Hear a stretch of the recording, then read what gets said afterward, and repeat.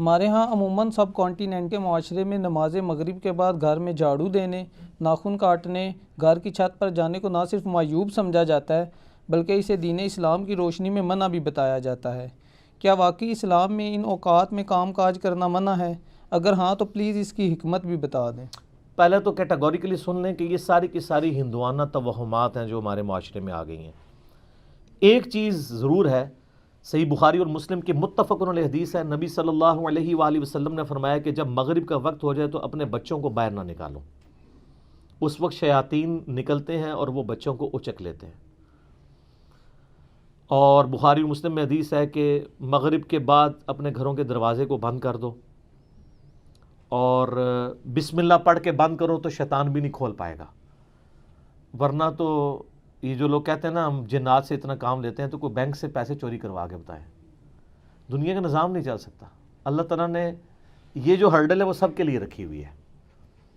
بخاری مسلم میں الفاظ ہیں، اپنے برتنوں کو ڈھانپ دو، خالی برتنوں کو الٹا کر دو اگر ڈھانپ نہیں سکتے، اور اگر بھرے ہوئے برتن ہیں اس کو ڈھانپنے کے لیے کوئی چیز نہ ملے تو بخاری مسلم کے الفاظ ہیں کوئی ایک تنکا ہی اس کے اوپر رکھ دو۔ اور مسلم شریف میں حدیث ہے کہ ایک رات سال میں ایسی آتی ہے جس میں اللہ تعالیٰ کی طرف سے کئی ایک مرض آتے ہیں اور وہ ایسے برتن میں داخل ہو جاتے ہیں جن برتنوں کو کھلا رکھا ہوا ہوتا ہے۔ تو نبی صلی اللہ علیہ وآلہ وسلم نے یہ ساری انسٹرکشنز فرمائی۔ پھر بخاری مسلم میں یہ بھی حدیث ہے کہ نبی علیہ السلام فرمایا رات کو چراغ بجھا کے سو۔ بعض اوقات آپ علیہ السلام نے فرمایا کہ جو وہ چوہا ہے وہ دیے کی بتی کو لے جاتا ہے اور گھر میں آگ لگ جاتی ہے۔ بلکہ بخاری مسلم میں یہ بھی موجود ہے کہ نبی علیہ السلام کے مبارک زمانے میں ایک گھر کو آگ لگی اور سارے گھر والے جل گئے، اور وہ اسی طرح لگی تو آپ علیہ السلام نے منع فرمایا۔ اور اس کو آپ آج کل کے اعتبار سے دیکھ لیں، یہ سوئی گیس کے ہیٹر یا اور بھی آگ والی کوئی بھی چیزیں رات کو بند کر کے سونا چاہیے۔ آئے دن ابھی تک واقعات ہو رہے ہیں کہ لوگ مرتے ہیں۔ لوڈ شیڈنگ ہوتی ہے، جب گیس آتی ہے تو آٹومیٹک ہیٹر تو آپ کو پتہ ہے 15-20 ہزار روپے کا ملتا ہے۔ ہمارے جو عام 2,5-3 ہزار والے ہیں ہیٹر، یہ تو جب گیس آئے گی تو دوبارہ چلنا شروع ہو جائیں گے، اور ظاہر ہے وہ پائلٹ بھی بجھ گیا ہوتا ہے۔ ایک ظلم تو یہ کر رہے ہیں نا، اتنی گیس لے جاتے ہیں کہ پائلٹ بھی نہیں چلتا۔ اگر پائلٹ جلتا رہے نا تو دوبارہ گیس آئے تو ہیٹر چل اٹھے۔ اسی طریقے سے آج کل آپ کو پتا ہے وہ چونکہ پائلٹ جو کی بھی گیس نہیں رہتی ہے تو وہ گیزر بھی رات کو بند ہو جاتے ہیں، ورنہ پہلے جو لوڈ شیڈنگ ہوا کرتی تھی نا اس میں پائلٹ بند نہیں ہوتا تھا، اتنی گیس ضرور رکھتے تھے، تو رات کو جب صبح فجر کے وقت جب گیس واپس آتی تھی تو دوبارہ گیزر، اب تو روزانہ گیزر بھی آن کرنا پڑتا ہے۔ آٹومیٹک تو تھوڑے لوگ ہی افورڈ کر سکتے ہیں، اتنے مہنگے ہیں۔ تو یہ چیزیں ضرور ہیں۔ باقی یہ توہمات ہیں کہ جی گھر کی منڈیر پہ کوا بیٹھ جائے تو مہمان آ رہا ہے،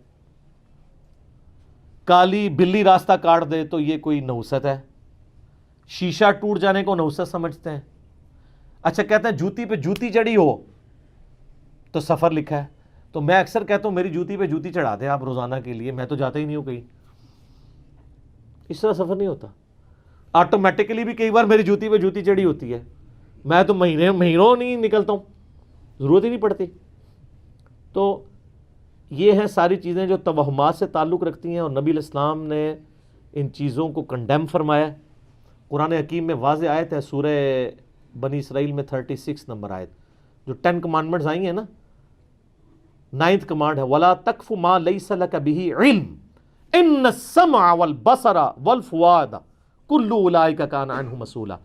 اے انسان کسی چیز کی پیروی اس وقت تک مت کر جب تک کہ تیرے پاس اس کے بارے میں ڈیفینٹ علم نہ آ جائے۔ بے شک کان، آنکھیں اور عقل، دل یا دماغ کوئی بھی چیز، عقل، اس کے بارے میں تم سے پوچھا جائے گا۔ ان 3 چیزوں کو استعمال کر کے تم نے حق بات تک پہنچنے کی کوشش کیوں نہیں کی؟ اور یہ زلزلہ کیوں آتا ہے؟ اور یہ گائے نے ایک سینگ کے اوپر زمین اٹھا رکھی ہے، جب تھک جاتی ہے دوسرے پہ اٹھاتی ہے تو زلزلہ آ جاتا ہے۔ اب یہ توہمات ہیں، وہ کتنی بڑی گائے ہے، کدھر ہے، سب جھوٹ ہے۔ اسلام ان چیزوں کو نہیں مانتا، یا سائنس پروف کر دے مانیں گے۔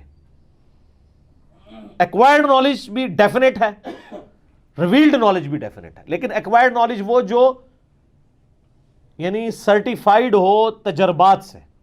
مثلا یہ چیز بالکل اسٹیبلش ہے کہ پیٹرول سے آگ بھڑکتی ہے، کبھی ایسا نہیں ہوا کہ آگ کے اوپر پیٹرول پھینکا جائے تو پانی کی طرح اس کو بجھا دے، تو یہ بالکل definite physical phenomena of nature ہے۔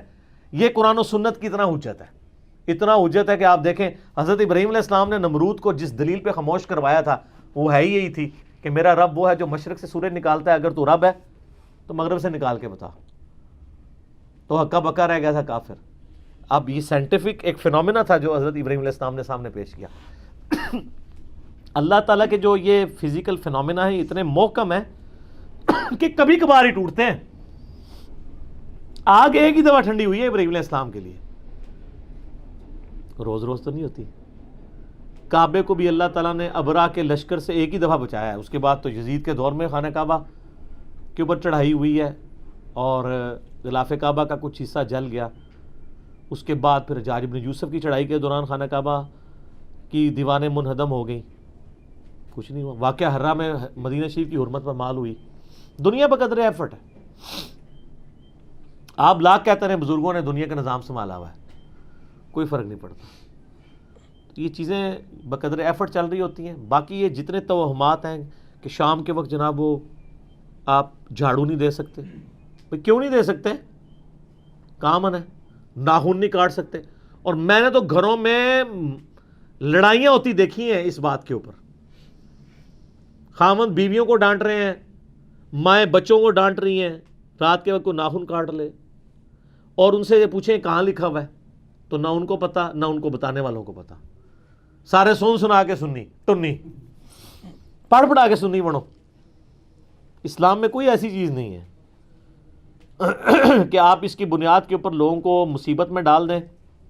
جو چیزیں منع کرنے والی تھی وہ کر دی گئی ہیں. وہ میں نے آپ کو بتا دیا کہ رات کے وقت بچوں کو نہیں نکالنا آپ نے، مغرب کے وقت وہ ساری چیزیں اپنی جگہ موجود ہیں. اچھا ہوتی کوئی یعنی 10 چیز موجود ہے، اس کے ساتھ صفر لگا کے اس کو 100 کر دیتے ہیں، کوئی اور صفر لگا کے 1000 کر دیتا ہے. اس طریقے سے بڑھاتے چلے جاتے ہیں، غلوف کرتے جاتے ہیں. حقیقت میں وہ چیز بڑی تھوڑی ہوتی ہے.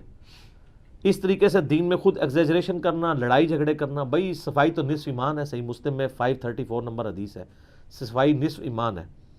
وہ صفائی کے لیے کوئی ٹائمنگ نہیں بتائے گی، جس وقت مرضی آپ کریں صفائی. اچھا جن چیزوں میں ٹائمنگ بتائی تھی اس میں کوئی فالو نہیں کرتا.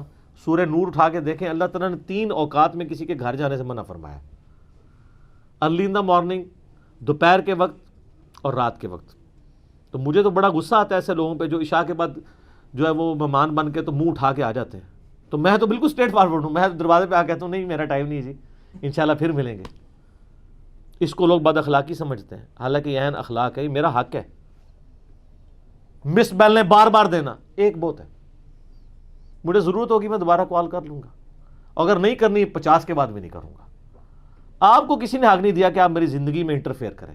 بخاری مسلم میں حدیث ہے، نبی علیہ السلام فرمایا اگر کوئی کسی کے گھر میں جھانک رہے نا اور وہ آگے سے نیزہ مار کے اس کی آنکھ بھی نکال دینا، اس پہ کوئی قدغن نہیں ہے. آپ اسے بد اخلاقی سمجھیں گے کہ یار وہ جھانکنے سے کیا ہو گیا تھا، آنکھ نکال دی. بھئی اسلام تو یہی کہتا ہے، سختی ہے.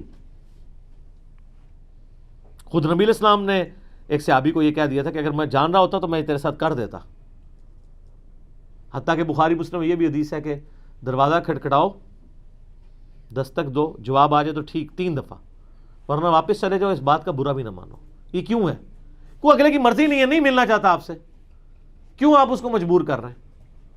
تو یہ سب کی سب چیزیں ہمارے معاشرے میں توہمات چل رہی ہیں. انہی میں سے یہ بھی ہے. اسلام یا ایکوائرڈ نالج کو مانتا ہے یا ریویلڈ نالج کو. سر پھر گورے کو اسلام ہے نا. گورے کو آپ کہہ دینا کالی بلی آگے سے راستہ کاٹ دے تو نحوست ہے، وہ مانے گا؟ ایمانداری سے مجھے بتائیں. نان سینس، کیا بات کر رہے ہو؟ نہیں مانے گا. آپ کے اعتقادات جو ہیں وہ گوروں سے بھی گئے گزرے ہیں. اور کر کے دیکھ لیں آپ، یہ جو آسٹریلیا کی ٹیم آپ کے ساتھ کر رہی ہے، ان کے آگے کہ کالی بلی پھینکے پھر تو انہوں 3 سینچری مارے گا وارنا. کچھ بھی نہیں ہونا. دنیا بقدر ایفرٹ ہے. اس طرح سے کچھ بھی نہیں ہونا. ساری کی ساری چیزیں توہمات ہیں. ٹھیک ہو گیا؟